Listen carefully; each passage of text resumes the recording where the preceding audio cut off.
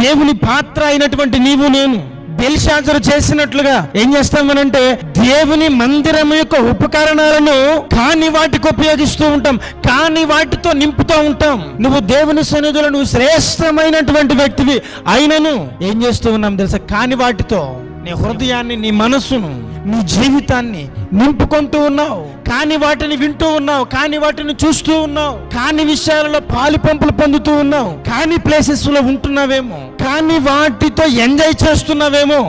ఆ రోజు బెల్షాజరును దేవుడు లెక్క చూశాడు. ఈ రోజు అదే దేవుడు నీ విషయంలో, నా విషయంలో కూడా లెక్క చూస్తే దేవుని యొక్క వాత్సల్యత మన మీదను, మన కుటుంబాలను మీదను దేవుడు ఎడతెగక చూపిస్తున్నాడు.